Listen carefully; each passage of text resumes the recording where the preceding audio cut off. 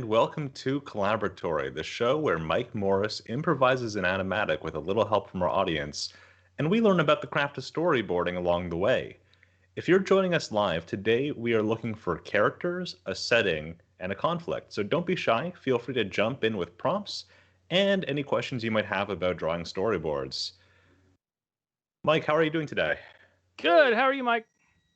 I'm doing well. It's a bright, sunny day, and I'm looking forward to sitting inside and looking at drawings. Yeah, it's delightfully overcast here right now in what is normally sunny California, but I enjoy overcast weather, so it's my cup of tea there. All right. So while we were waiting for prompts, I wanted to ask you a few questions about posing. Specifically, how do you know if you've drawn a good pose for your character, and what are some guidelines for evaluating your poses? Posing is often a very subjective topic. I mean, what I tend toward is more the naturalistic, as opposed to things that are a little bit more canned. Like, um, I had actually a discussion the other day with some folks about what we refer to as a palmy. Which is you have a character that's just got a hand out like this, and everything else about them is plain. And this I would say is very generic acting. And when you talk about poses, that's what you're talking about. You're talking about acting, right?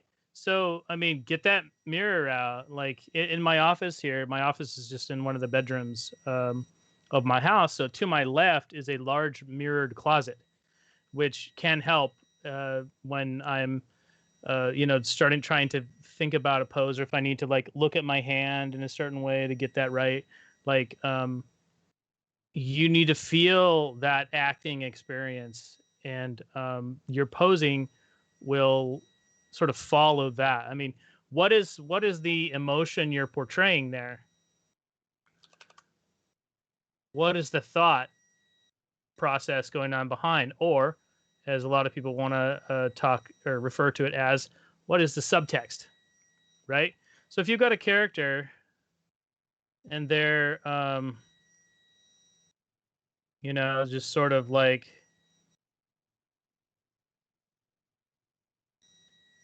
I'm looking down and I'm going to give this guy a cool mustache because I can, and mustaches are awesome.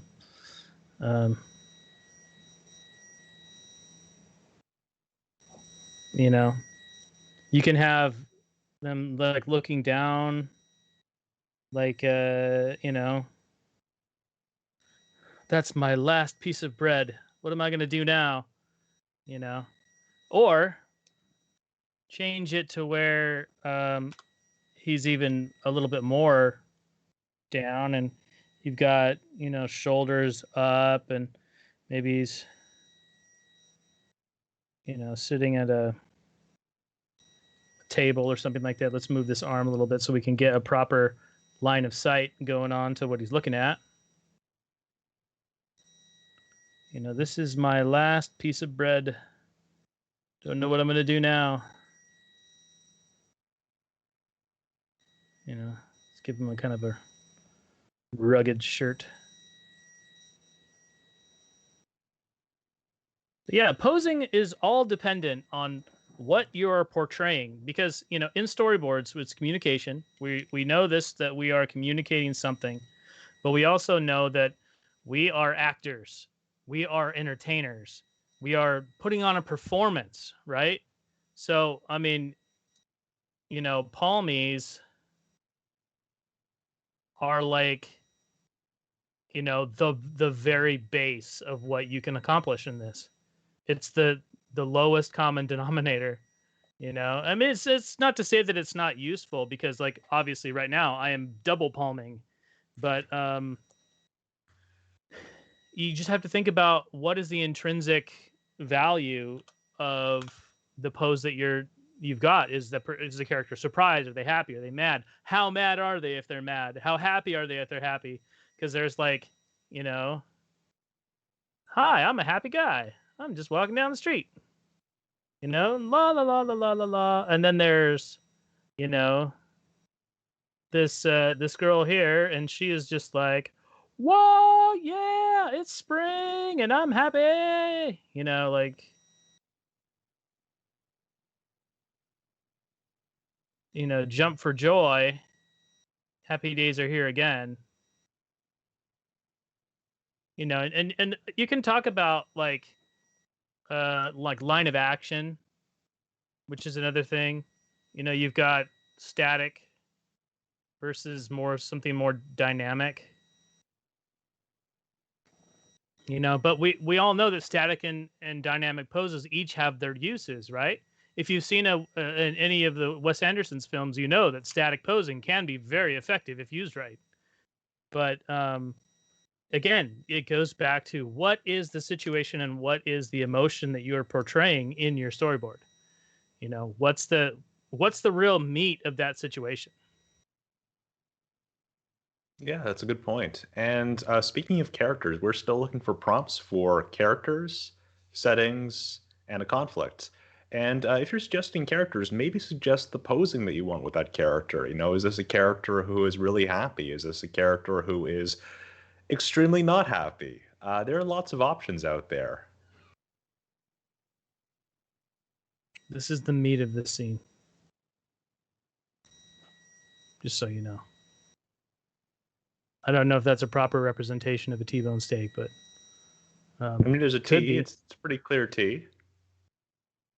There's that, you know, layer of fat around it. Various bits of texture.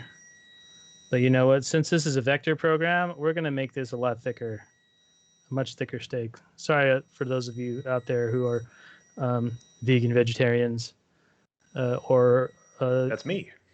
yeah. So sorry, I should probably get rid of this meat of the scene. Oh.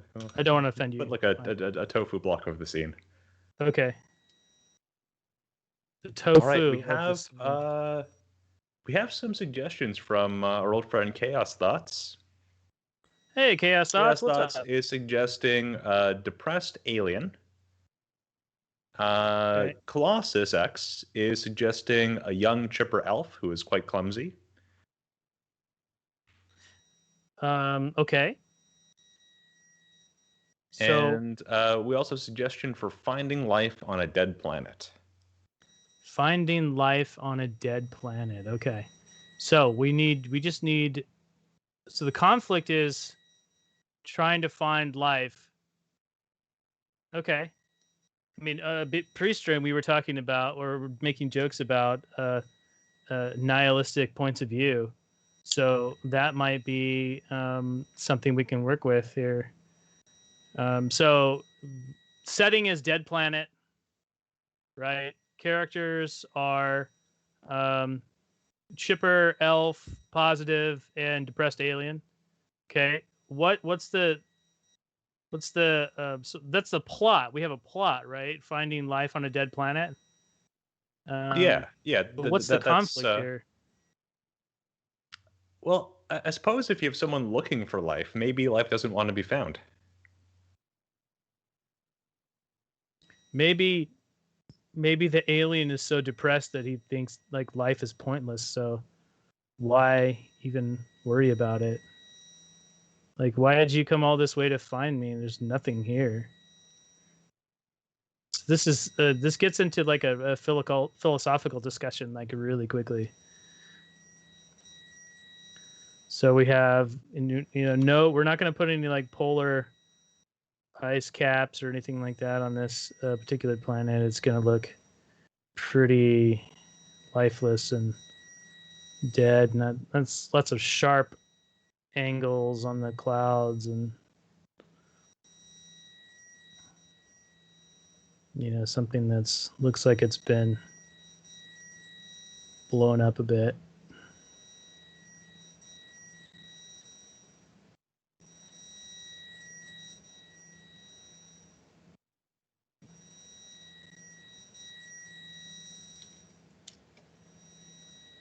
Okay.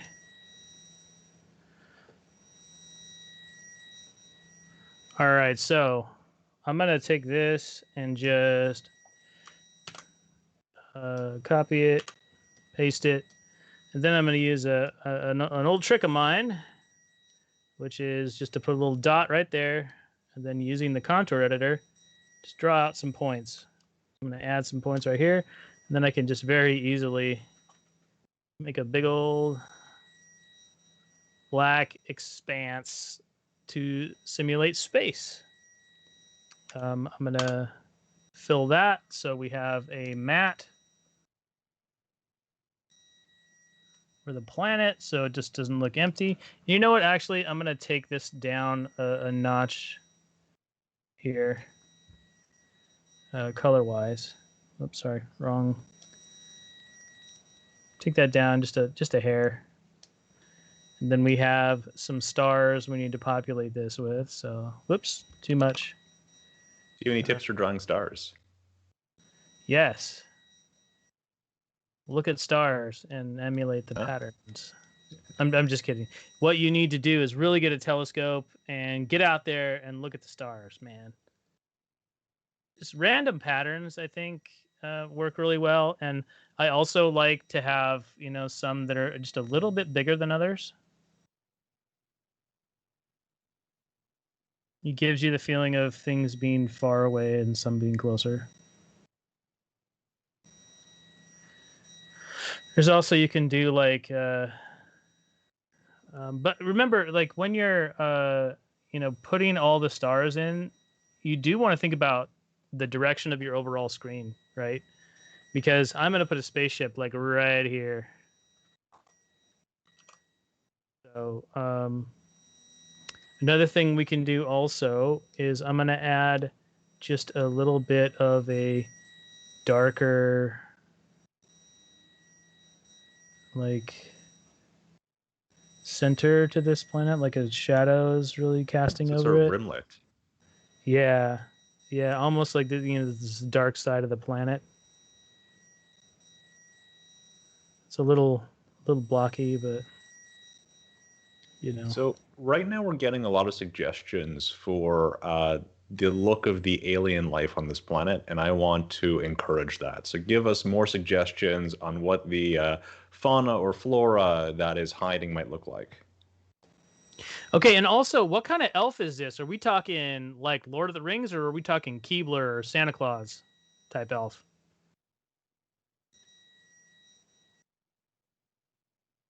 Oh, so we can also put the like a alien little... sort of like an elf type. Yeah, so we have like an elf-ish life form, and we have more of a classic alien life form. But I mean, there's all kinds of different elves from folklore. Are we talking like the kind that are working for a cobbler making shoes, or are we talking about like the more fantasy type elf? So one suggestion is because we're talking about palming and aliens, what about a character that just doesn't have hands, so you can talk more without acting that way? Okay. Which is kind of interesting. Yeah.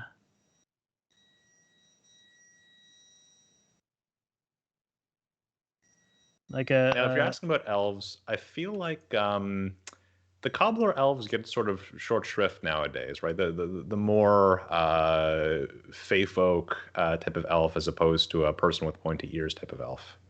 yeah. I'm gonna just mute this other second planet here, or moon, or whatever this could be. We want to make it look like the space has other things in it, but not necessarily outshining what the focus of this is. So we're just gonna add another little bit to there. Whoops. I love this auto fill-in feature. Mm-hmm. It does make life a lot easier. And just give that a little bit of something there. Okay, so we have planets possibly some sort of moon, or space station. or maybe could be a space station that's not a moon.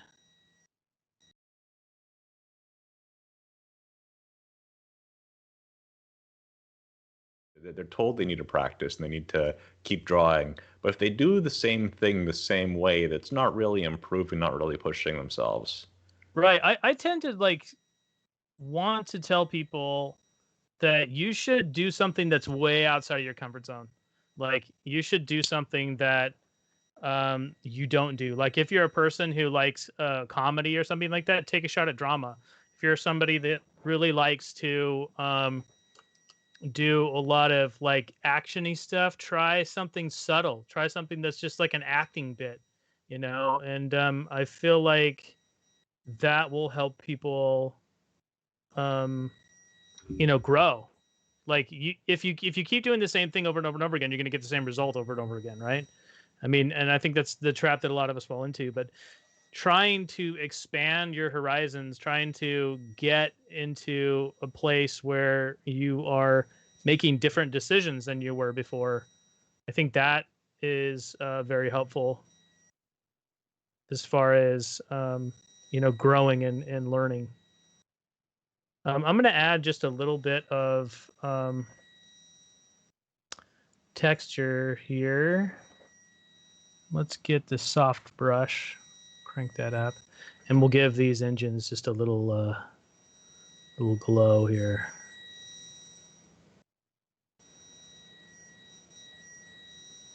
The soft, you know, this thing runs on cookies, right? Yeah. Or it bakes cookies while it's flying. That's perfect. I love it. I want to live here. It's got a nice, you know, warm space where you could, you know, have some milk and cookies and just relax after a long day in space. Not like, you know, the cookies from Final Space or something like that. Okay, so we've got this. We are going to put it on course. I'm just going to select these really quickly. And then we are going to, there's a thing that I started doing recently is if I'm going to animate something that's a complex shape like this, then I put it in a group and animate the group instead, because that tends to give me better results. And I'm going to put the, what is this? The, oh, it's on the tip of my tongue. Planet? No, the control point here. Oh, yeah. Because Center like when point? it, the rotation point. The That's pivot. it. Pivot. That's the word I'm looking for. The word is pivot. Okay, so that'll be our secret word for today. So everybody scream when you hear the word pivot. Yeah. All right, good job. I hope the rest of you just screamed just now. And the reason I'm putting the pivot there is because now I can scale directly to wherever I need to go. See, it follows that trail. So I'm going to turn on the animation there, and now I have a little keyframe, and I'm going to put this here, and I'm going to cheat a little bit and just move it out. Actually, no, I can't, because then that's going to ruin what we have there. So I have to put it just beyond the frame. And then if I push end, now I can have it panning in there. All right, so here we have empty space, what looks like dead planet, and then we have joyous music. And we need to bring this out a little ways because, you know, a good 24 frames, I think, is. All right, so let's see. Dead planet. We need to have a new panel here because we are changing scenes. So new panel. I think that a good thing to do often, and I'm just gonna, oops, wrong. All right, here we have this horizon here, or some sort of hill. Maybe we'll put some, weird formations. I think the formations need to be sharper. I think nothing Nice, agreed. says desolate like somewhere that's sharp.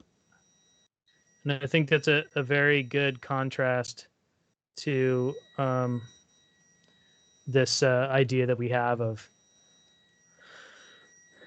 a relatively gentle and upbeat species contacting one that is generally without hope and nihilistic.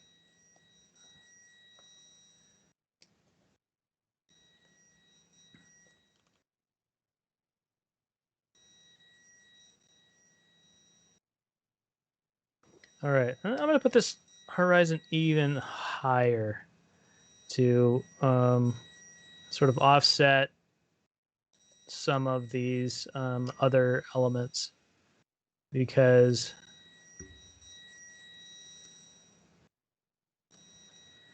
all right, let's put down a little bit of tone for the background here, just because we can and it's cool. So there's this. And again, I'm going to use that very handy dandy fill in, like autofill feature from Storyboard Pro 20. I don't know how I lived with it before. It was just so awkward before without it. And now that I have it, I'm just like, gosh, where have you been this whole time? And I didn't finish the actual line, so it didn't fill. Goodness. Let's try that again.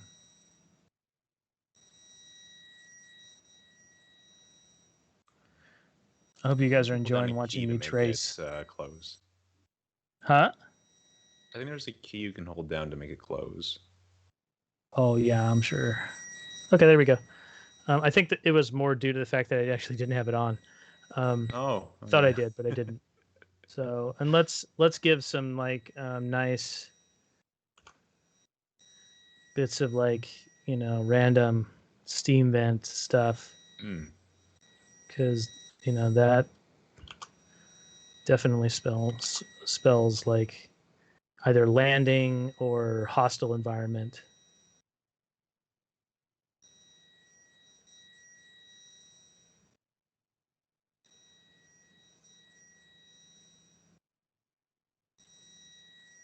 We got a suggestion for some moons, and the problem with introducing multiple moons is we did show us a view of the planet from space, and we only drew in one.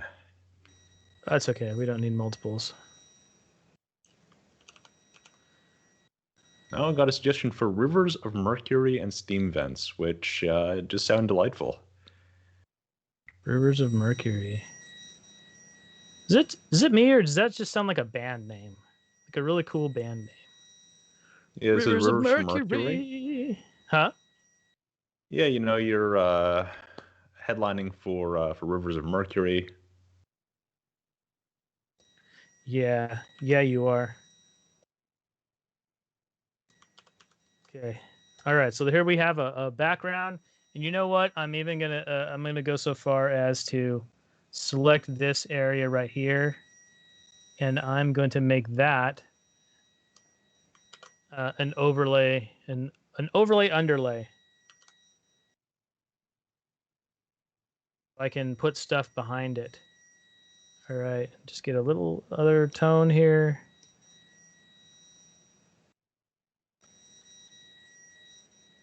Actually, to click that too. Turn that up.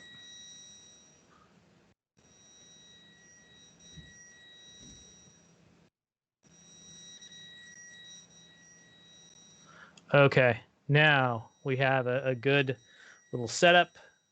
I'm gonna duplicate that panel, and then we're gonna have our plucky elven adventurer pop up. It's gonna be on level A. So, what do we got going on here? I need suggestions for how a Keebler Elvish spacesuit would look. We're just going to do like a quick rough in the meantime.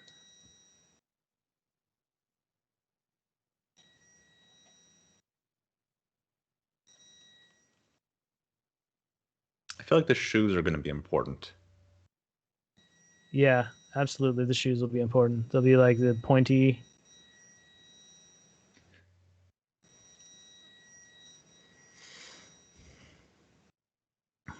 Okay, so no suggestions. All right. One suggestion is to make the spacesuit fantasy and sci-fi like. I'm not sure. So maybe like a spacesuit with runes on it, or like little Lucky Charm symbols. Someone's suggesting Then we're designs from getting into Babylon leprechaun 5. territory, and that's totally different. Okay, yeah, okay. So elves are not leprechauns. Yeah, maybe it's one of those things where like not all elves are leprechauns, but all leprechauns are elves, kind of like cucumbers and pickles, you know. Someone's suggesting like a puffy spacesuit, like maybe like those puffy winter jackets. Okay, so how about like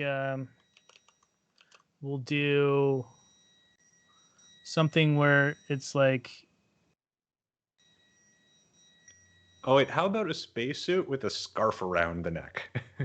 yeah, it says it's kind of thinking about actually. You know, because it's cold in space, right?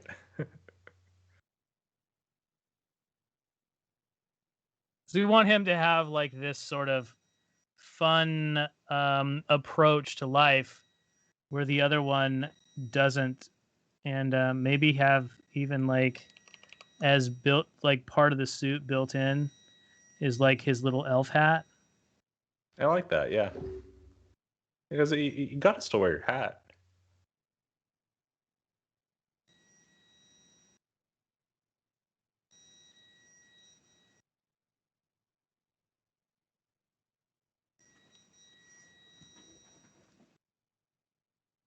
So I'm just gonna go with the standard scarf looking thing instead of the sort of fur collar that I was drawing. So let's just go with the straight up scarf.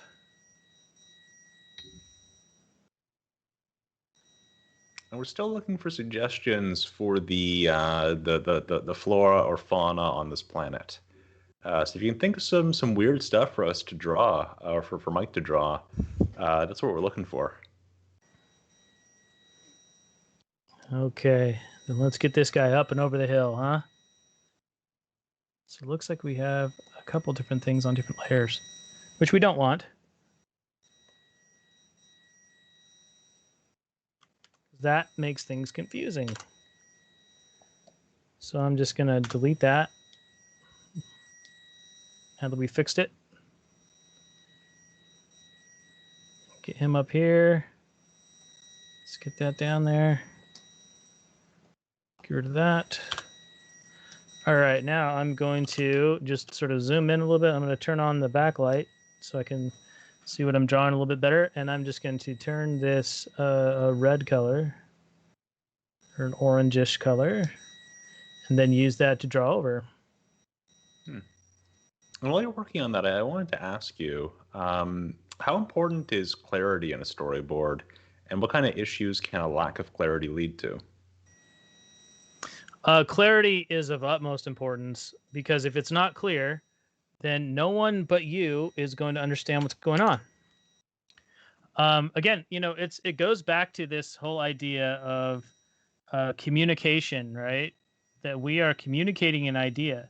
Everybody has ideas in their head, and storytelling is how we get our idea from this head to the other head that you are, trying to tell an experience to, something that you, have experienced yourself, or that you're bringing out of your imagination. Anyways, everything starts as thoughts, and those thoughts need to be translated to another person. So if you are not clear in the way that you are describing things, it's not going to go over very well in taking that thought from your brain and putting it into the brain of somebody else, right? So that's where clarity is of utmost importance. Of you know, and when you're trying to get that idea across to somebody else. Are there common issues that can get in the way of clarity and legibility, like mistakes that people who are new to storyboarding might make? Yeah, I mean the number of pitfalls that you can get into, really, it's boundless. Really, I mean there's all kinds of different issues you could have while you're storyboarding, but the biggest thing is if you're not sure, just ask somebody that you trust. You know, talk to people.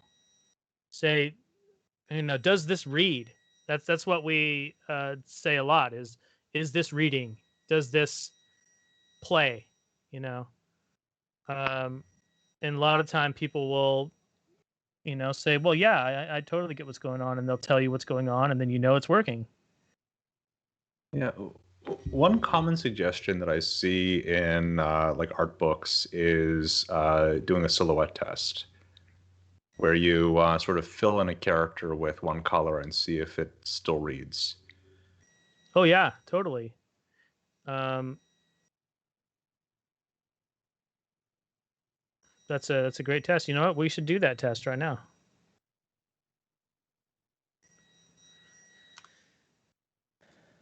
So let's give this guy.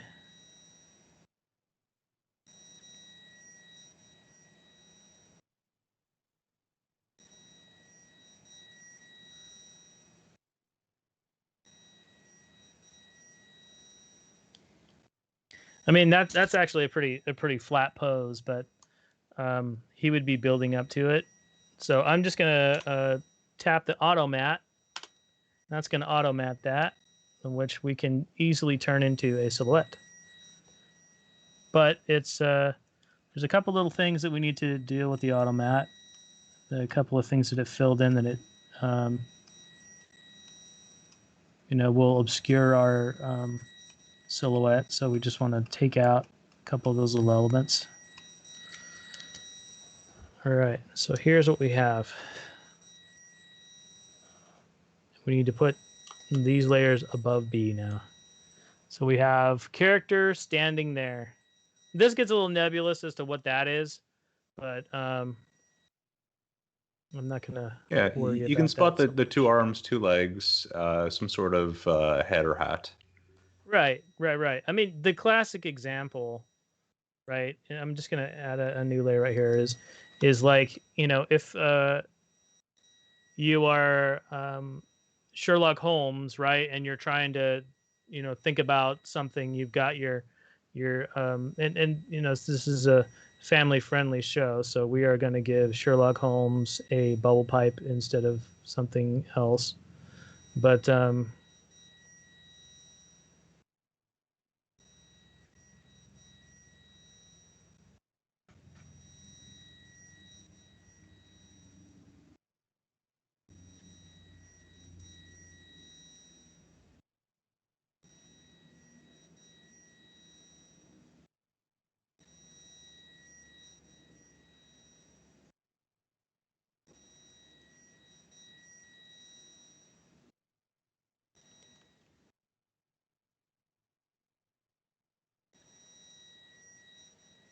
Elementary.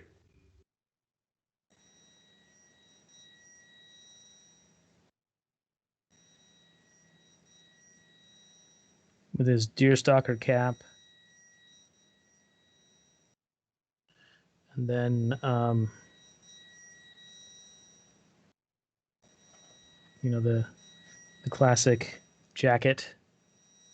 Then I'm not gonna spend a ton of time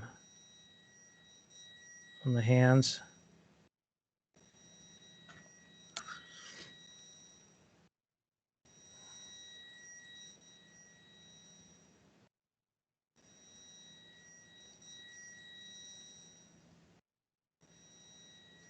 And it's way out of proportion, but whatever's. Maybe I'll just shrink the head a little bit. That helps. Then move my pivot. Mike, I said pivot. You said pivot. Pivot! There we go. That's what I was looking for.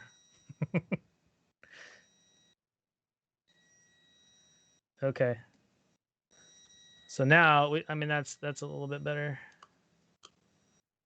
Fast drawings, right? Okay, so we're just going to cap that off down below here where no one can see, right? So now we are going to do a silhouette test here. Auto matte. And then we're going to take out this chunk in the middle because it's enclosed. And so auto matte will like, oh, okay, they want that filled in. But we don't auto matte. We don't. All right. And since these won't leave a shadow, we're just going to take those out. Then turn this black. And you can kind of see like the silhouette there. You know, it's a little rough, but it's there. It's legible. Yeah, it's identifiable. Yeah. We're now getting suggestions for Sherlock in Space, and I think that's already a show. Is it? Or what was it? Sherlock Holmes in the future or something? There's Elementary.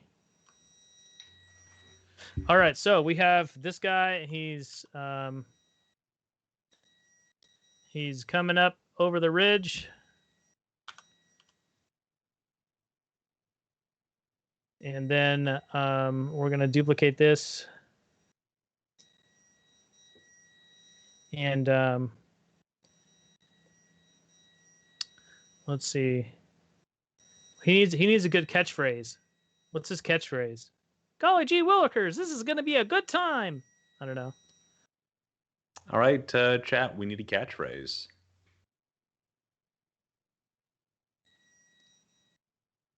So let's work on the posing a little bit here. So since this one was like super generic, let's come up with something a little bit better. We're gonna push this line of action. We're gonna give him like that sort of a Bob's Big Boy, Mickey Mouse ish, you know, standard heroic, more heroic pose.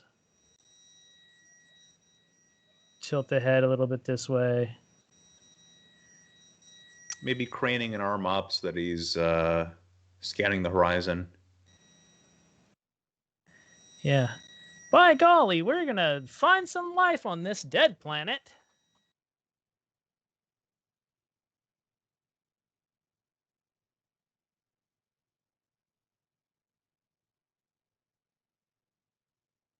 Or this will be a great place to make some cookies.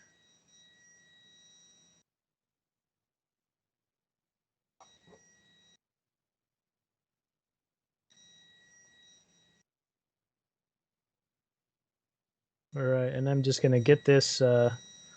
Actually, first, I have to plant the foot. Make sure that foot is nice and planted right there. Then I can use my select by color tool and get rid of the previous drawing. So boom.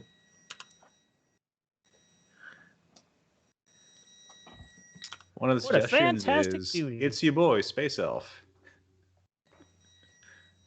It's your boy, Space Elf. All right. And then what? It's your boy, Space Elf, and then what? Maybe like a little like tree insignia. Looks like NASA.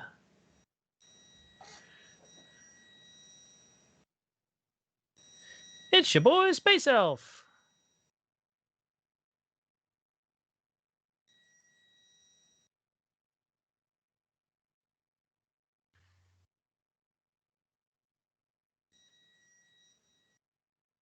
Oh, another suggestion is kittens and milkshakes.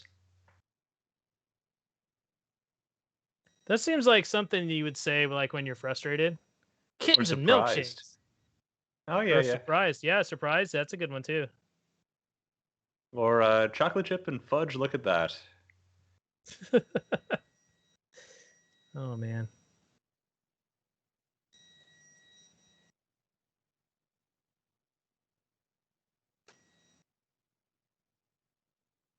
Give him nice big eyes. Get rid of that. Rosy cheeks.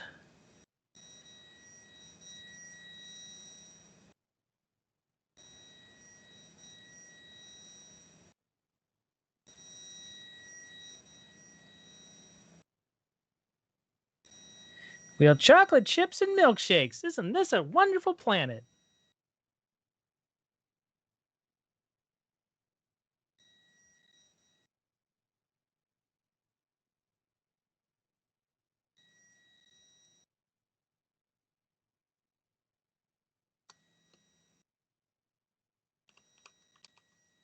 I also like the contrast of making him very round with the rest of the planet that's very angular. Yeah. That's a good thing in storytelling is, you know, if you have a contrast, lean into that contrast. You know, like we've all seen, you know, films that have like a huge scale of something, right? And how do you show that scale? You put something really small in the frame and be like, oh, yeah, that thing's huge, you know?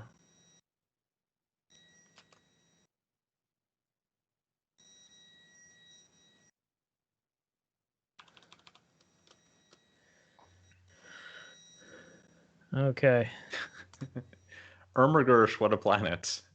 Oh my gosh.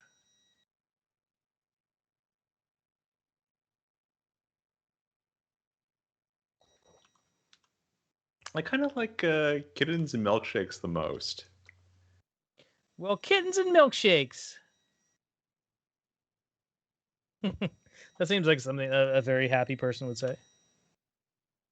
Yeah, it does. Well, kittens and milkshakes. What a wonderful planet.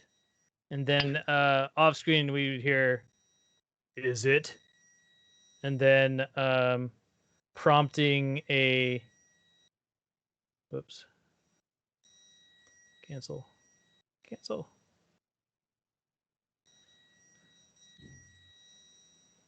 Prompting a closer inspection, right?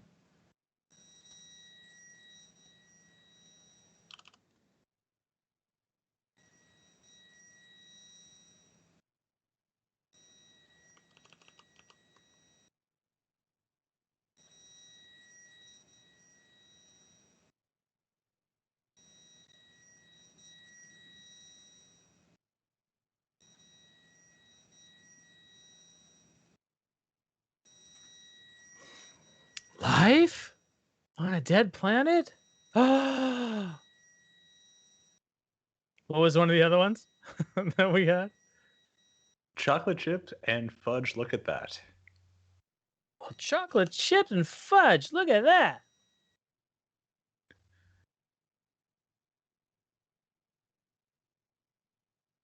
I do like the idea of all of his exclamations being based on food.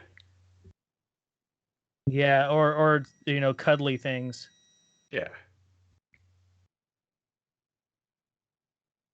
Teddy And you bears and know, sarsaparilla. yeah, I love sarsaparilla. I think it's good stuff. My first experience with the sarsaparilla was at Knott's Berry Farm in Buena Park, California. In the old Western Saloon, I like a little cowboy bellied up to the bar and said, "Give me a sarsaparilla," because I'd seen a cowboy movie before. All right. Let's get rid of Toss the coin on the that. table. The bartender bites the coin. Right. Exactly. So we got to change the shape there, which is always good to you know, show the communication.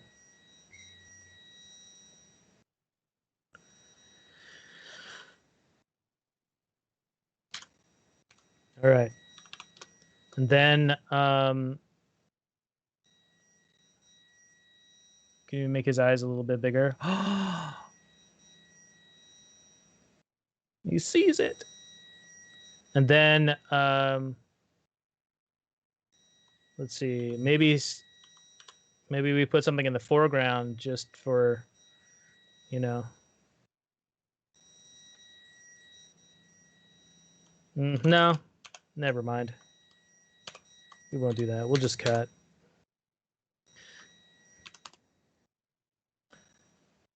And then new panel. Okay. And then here we have the other character.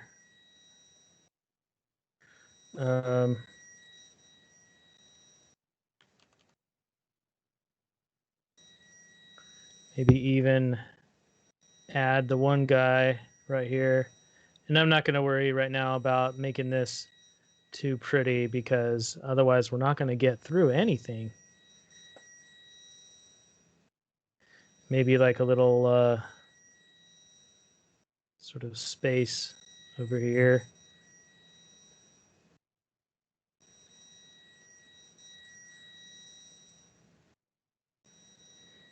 Maybe he's just like sitting in a hole.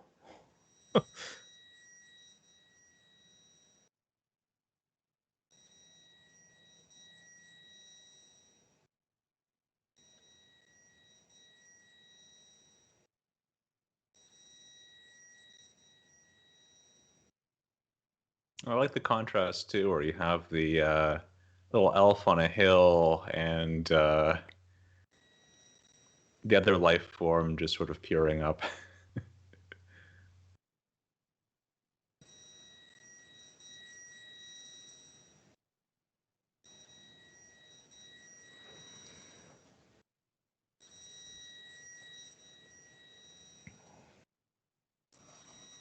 Okay, so we've got this big thing.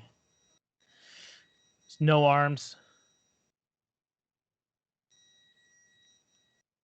And maybe like big horns coming out of his mouth. Or coming out of where his chin would be. Just we want a real big contrast into there. And then we want to keep that eye line. He's still like super happy with what's going on. And this guy's like, life is misery. You know. Let's keep his mouth closed. And then you know, we'll have like a quick see, so high or low gravity? I think high gravity, or sorry, low gravity is funnier. It would give him a little bit more of a bounciness to him, wouldn't it?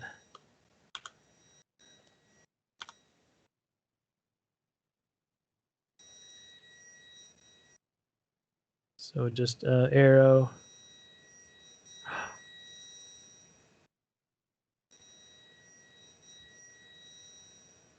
Make him... All the suggestions are for low gravity.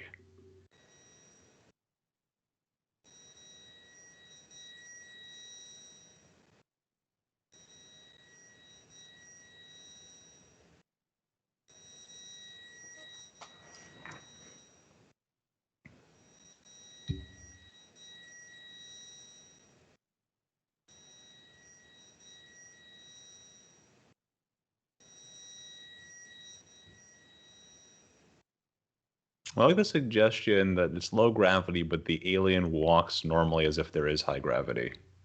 Well, to him, it would be his normal gravity. Yeah, it's just gravity.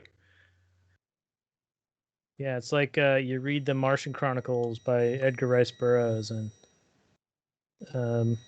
you know, John Carter is awesome because his planet where he's from, Earth, has a much higher gravity.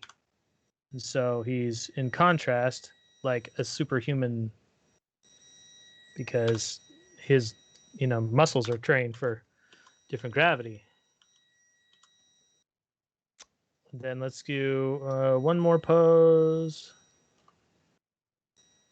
where this guy is going to just jump himself a little closer.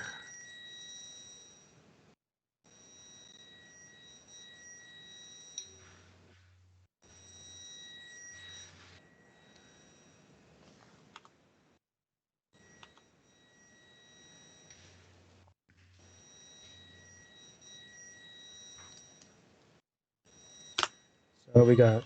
Boing, boing. This is where your squash and stretch from animation class comes into play, folks.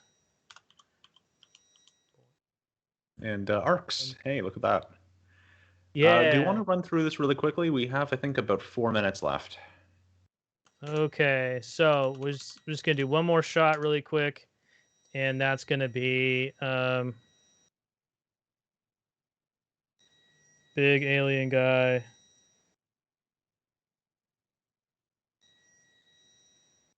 Sitting here.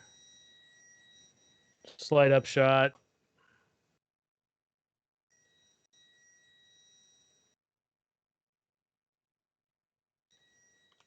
And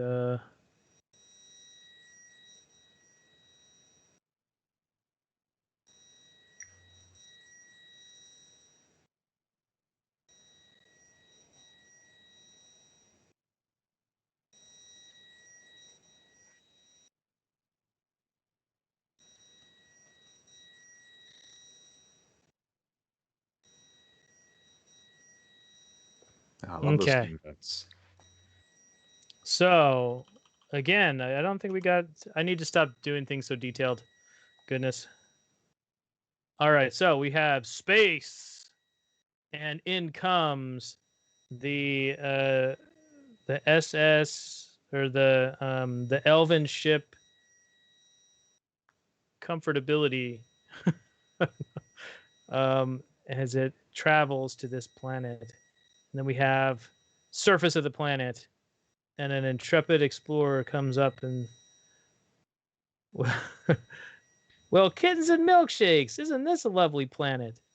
And then off screen you hear, this place sucks. Chocolate and peanut butter cups. We have some life on what was dead. And then let's go check it out. Boom, boom. Hey, mister, why so glum? You know. And then Sherlock Holmes steps in and does his piece.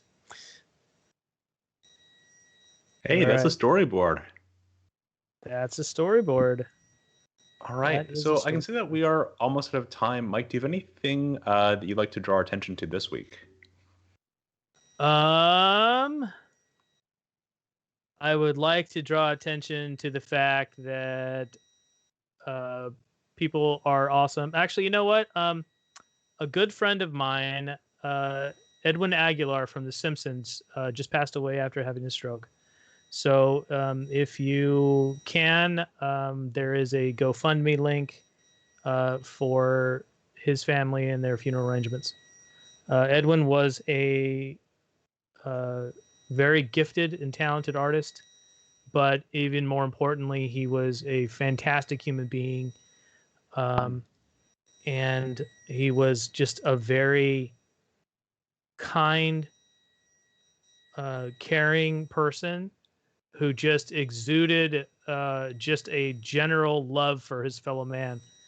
Unfortunately, he had some health problems, and he was only 46 when he just recently passed away on the 10th. So if any of you have a little bit that you can spare for his family to make arrangements with, that would be very appreciated. And I will get a GoFundMe link, and you can post that there in the chat. Okay.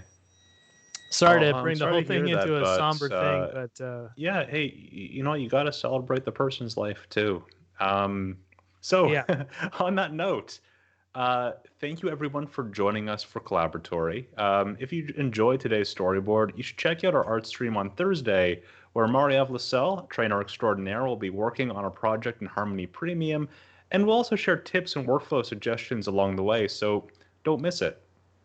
Until next time.